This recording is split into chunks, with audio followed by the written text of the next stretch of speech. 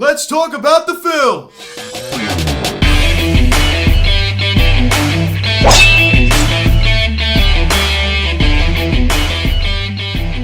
Yo, what's going on, everybody? Welcome to the Phillies Stats Videocast. Today we're going to be talking about the Phillies opening day yesterday and expectations moving forward, as I am joined by Tim Kelly from Phillies Nation. Tim, thanks so much for coming on, man. For sure. Thanks for having me on, man. Of course. Now, guys, before we get into this video, please subscribe if you have not yet. Please turn on the notification bell. Please like this video, comment on this video, share this video, and let's get into this. So we have a lot to talk about in this one. A crazy finish yesterday as Jean Segura walks it off in the bottom of the 10th inning as he singles down the third base line. And Tim, you were there for that. How did that feel? How electrifying was the ballpark during that moment in the bottom of the 10th inning? Yeah, it really was a cool moment of seeing fans back there. I was there for a couple walk-offs last year. I think the Scott Kingery walk-off home run last year. And it was kind of a strange feeling to see a walk-off with no fans in the crowd. So to have fans, even if it's not the full stadium yet, it was a pretty cool moment. Yeah, I'm sure. I mean, I can't even imagine. And yeah, I'll be there on April 6th against the New York Mets at McDonald's opening night, and I'm really looking forward to that. But to Aaron Nola, he was fantastic yesterday. I mean, he was using his pitch as well. I mean, I just love his repertoire. It's just amazing. And we got to see it on TV. How did he look in person? I just wanted to get that for a sec.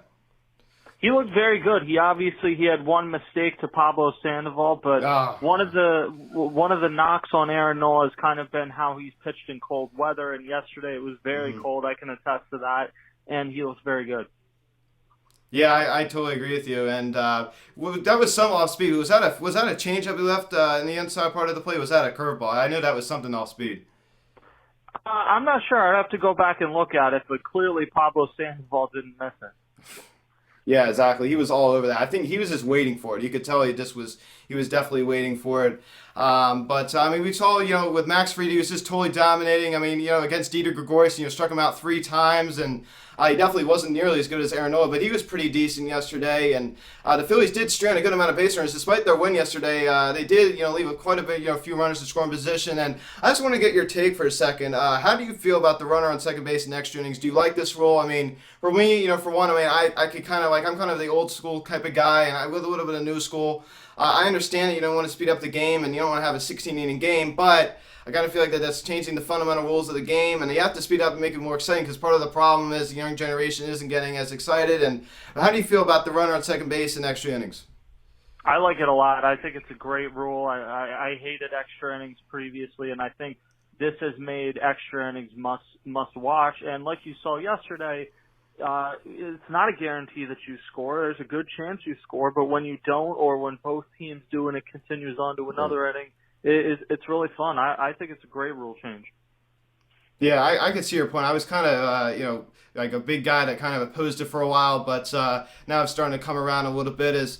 I'm going to move on to Adam Hazley here for a second. He was removed, due to some hamstring tightness, and, he's been having some health issues. You saw that in spring training, and he's just not the kind of guy you can really depend on to stay healthy. Do you think that the Phillies made a mistake by not, choosing Duber Herrera to hit around like 231 in spring training, but do you think that Duber Herrera should have been named the starting center fielder? I mean, how do you feel about Adam Hazley moving forward with these health problems? I mean, do you think he's going to be able to get this behind him?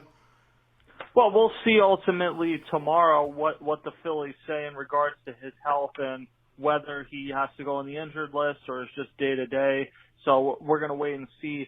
I don't think anyone jumped out and won that starting center field job, and Odubel Herrera was not on the 40-man roster. So because of that, Adam Hazley had the advantage. He's going to get the first crack, but if it doesn't work or he gets injured or whatever the case is, then I think Odubel Herrera will be here. Yeah. So in all likelihood, they're each going to get a chance at some point this season. Yeah, I don't know if you were down there for Clear. I'm assuming you were, and I just wanted to say, I mean, of course, we did get to see him, play on TV a little bit, but how did Duber Herrera look down there in Clearwater?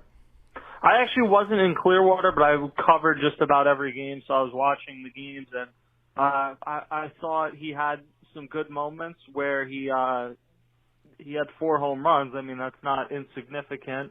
But, yeah, he wasn't consistently making contact enough. He did have to face a lot of left-handed pitchers, but for someone that hasn't played baseball in a couple seasons, I thought he looked fine. He didn't look like a disaster, so he's going to go to the satellite squad. He'll get some more at-bats there, and Phillies will go from there.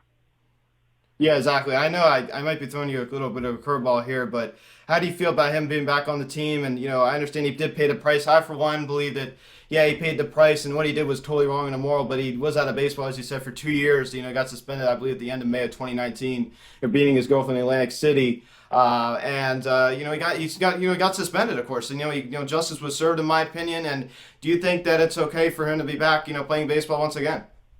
Well, I think it's something that is up to each individual person how they I agree. feel about it. I'm with you on that.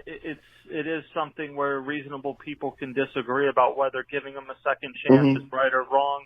But I mean, I would say from listening to him talk early in spring training, I got the sense that he was contrite and I'm with you. really understood what he did wrong. Now, some Mm-hmm. people will say that that doesn't matter. Some people will say it does, and I'll kind of leave that to each individual person to decide. I'm with you on that.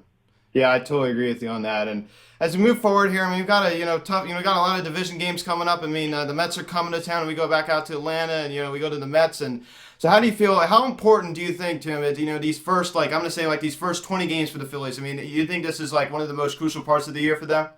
Yeah, absolutely. I mean, you always look at the last 20 games, but when you have the first 20 games against so many divisional opponents and the Cardinals, who are a team that if you're competing for a wild Mm-hmm. card spot, theoretically you could be competing with them. So, yeah, it's extremely important to get off to a good start here, and I think just kind of set the tone for this season. It's very important to get off to a good start, specifically out of the bullpen. I'm with you on that, and I think there's been a lot of discussion. Of course, brought up this past off season. We all saw how bad the bullpen was last year in 2020, and this is a question I ask everyone that comes on here. Do you think that they did enough this past off season to fully address the bullpen issues? And able to be like more of a competitive team. Do you think that they've taken the bull by the horn and really have addressed the bullpen woes? Well, for what you can do in one off season, I think that they made some good moves, but this is going to be a Agreed. multi-year process.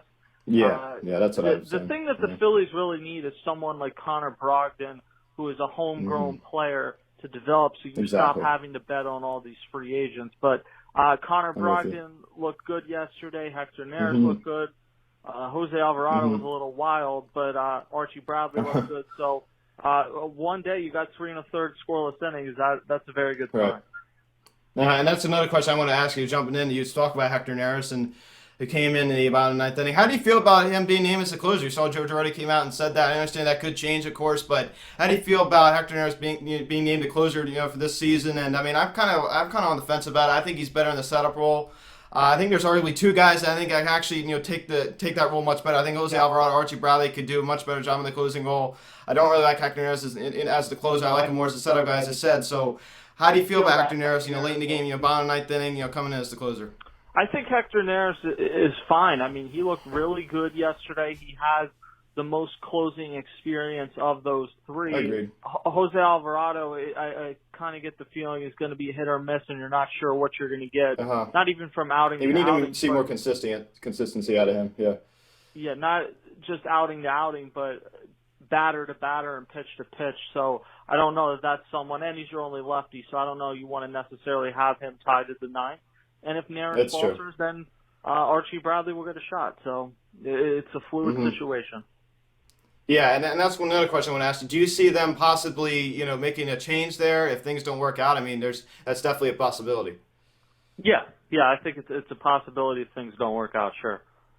Yeah, absolutely. Now, shifting on a little bit, to the offensive side and specifically out in right field, Bryce Harper entering his third season now as a Philly. Just played his first game of the season yesterday, of course, and a lot of the eyes are always on him. They've been on him since he was 16 years old on the cover of Sports Illustrated. He loves the bright lights, he loves the pressure, and every single season we go into, he's just hyped up as can be. So how do you feel about Bryce entering into this season, and do you see him being a legit MVP candidate if he can stay healthy?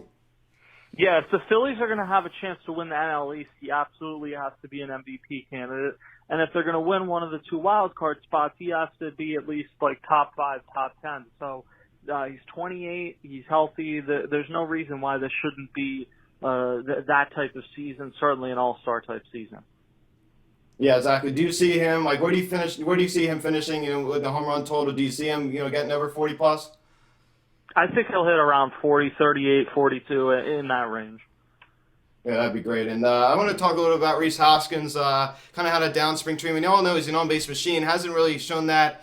They didn't really show that in spring training. Get to the latter part of last season, he started to pick it up a little bit. We all know he was drawing walks, especially at the beginning of the 2020. I understand that he wasn't collecting a lot of hits, but he was drawing an insane amount of walks. His on-base percentage is through the roof, and he's been a bit of a disappointment. And how do you feel about Hoskins moving forward? And I understand this is a really big year for him. Do you see him being more consistent, especially with the power? Because we all know how inconsistent he is. He could, carry for a while. He gets super hot, and then he can go through these insane cold streaks. How do you feel about Reese Hoskins moving forward?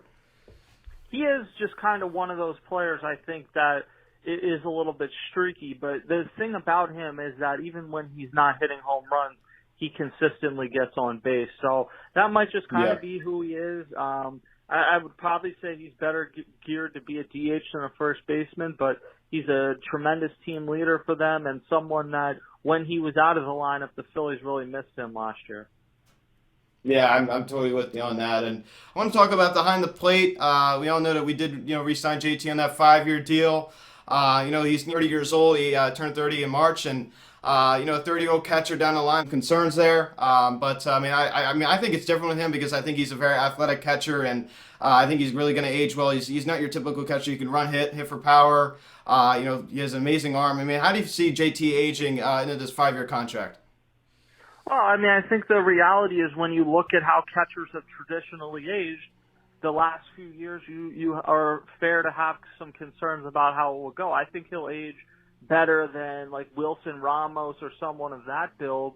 But yeah, by the last couple seasons of that deal, will he be worth $20 million?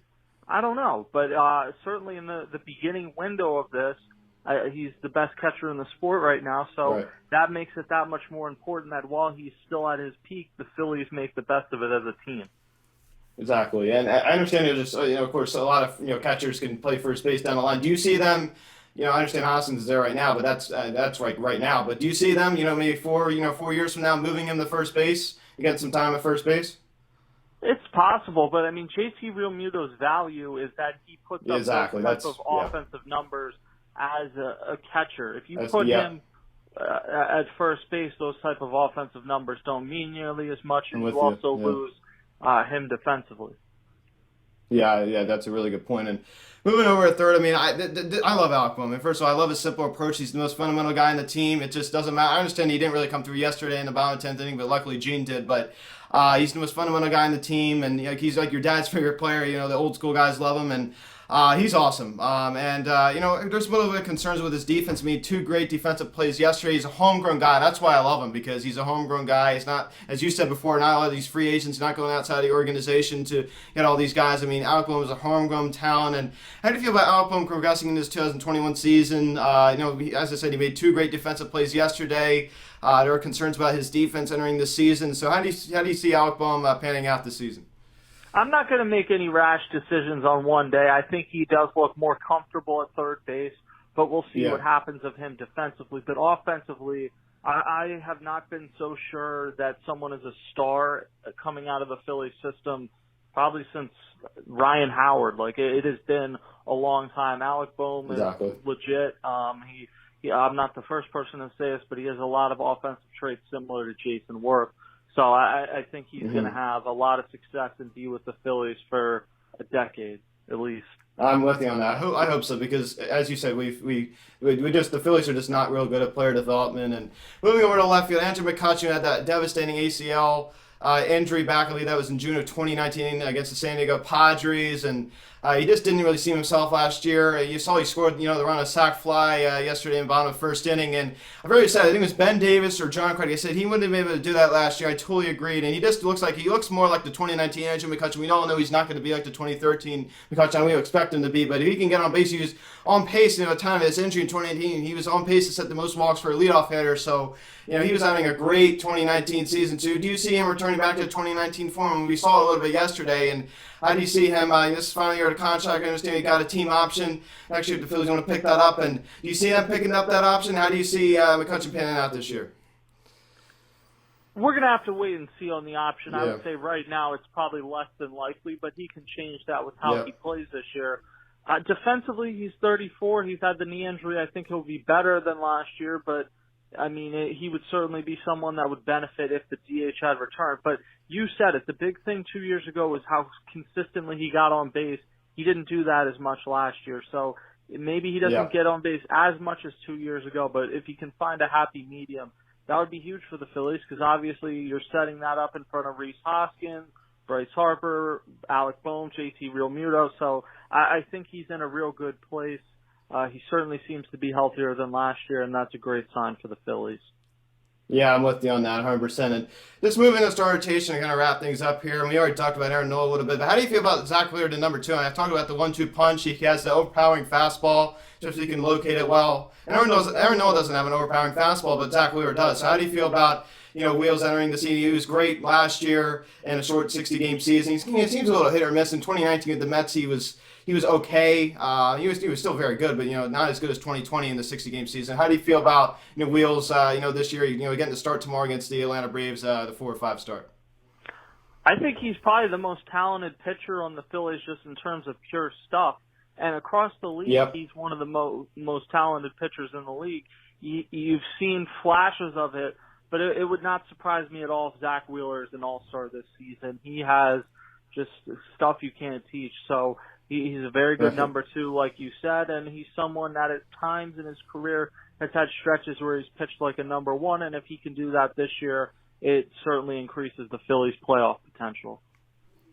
Yeah, I'm totally with on that. And, Zach Gofflin, he's had his concerns with the, inconsistencies, and he's, shown sprints. I mean, he's the kind of guy that can, enjoy some longevity in the game, go pretty deep in the game. But we all know he has a lot of ups and downs, and he's just he's one of those guys that's kind of hit or miss. And we saw it last year in 2020, 60-game shortened season. He was very consistent. I mean, I understand he had a few bad outings here and there, but he was very, very consistent last year. I mean, this is a really big year for him to see if he could do it over a 162-game span. Do you have confidence Zach Gofflin this year?